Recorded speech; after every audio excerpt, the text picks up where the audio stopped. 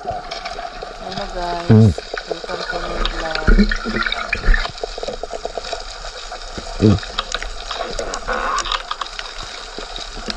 Alam niyo ba guys, sabi ng mga matatanda, ang isda daw paggabi, hindi daw masyadong nakakakita. Kaya pala yung mga taong nanghuli ng isda, kalimitan gabi.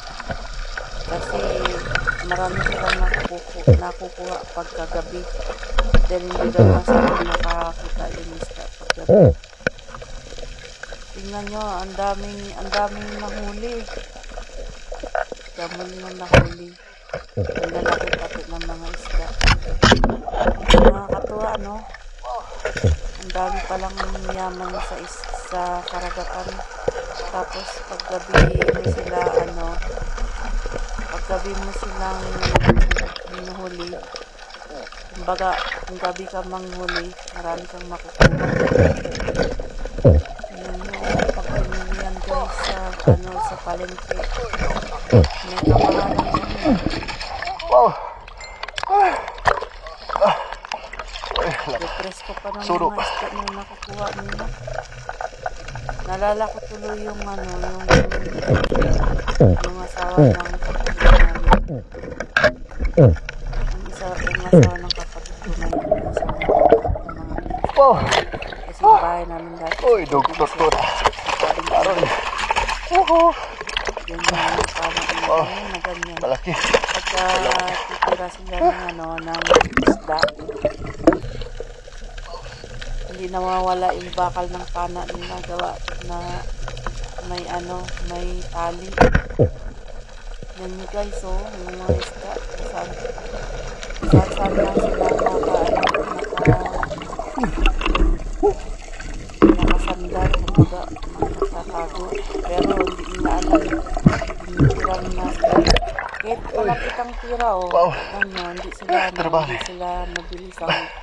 hindi mabilis ang takbo nila kasi hindi nga sila nakakita daw pag gabi.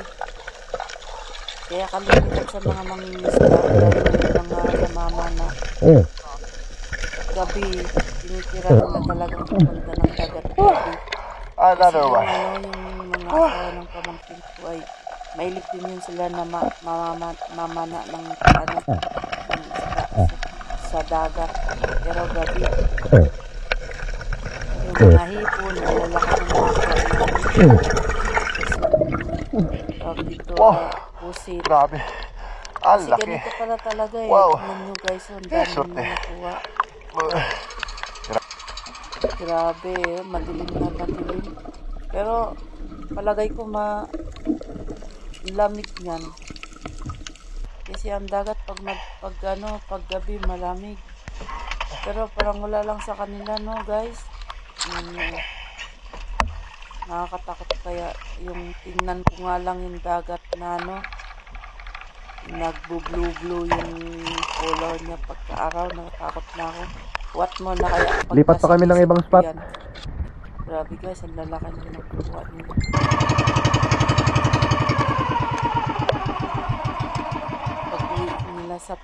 Pag-uwi nila sa bahay nila, may dala-dala na silang ulam. Ang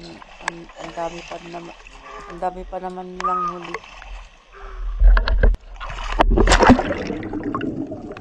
Ang linaw ng dagat pati. Kaya kitang-kita yung mga lamang isda na lumalangon. Nakakatuwa pagka yung titirahin mo na sila. Tapos hindi sila nakakawala. Daro, napakalaki. Ayun. Ibang klase ng isda na nakukuha nila guys. Siguro itong mga to, sanay na silang sumisid sa dagat. Tapos meron pa silang dala-dalang maliit na flashlight. Tingnan nyo guys, malaki. Masarap yung ihawin. Press talaga, walang galing sa ilalim. Oh, thank you. Iba't ibang klase ng isda ang nakukuha nila. Pero hindi sila matatakot na sumisid sa ilalim ng dagat gabing-gabi. Ay nako. Aho na kami mga kayayang. Sabi nga nila marami daw Uy. nakakatawag ito. Dami daw delikado sa dagat. Yung mga shellfish. Ewan ko, basta yun ang narinig ko sa nila. Sa dagat to maraming nangangagat. Minsan maraming dumidikit sa'yo na makati na hindi mo maintindihan kung anong pakiramdam. Ayan na sila guys. Nakauwi na. Ang lalaki nang nakukuha nila. Pag sikat ng araw, tumigil na rin sila sa pamamana ng isda. Pero tingnan nyo guys. Alas 4:16 na. Grabe, ang presko pa ng mga Okay, mga uwi na. isda nakuha.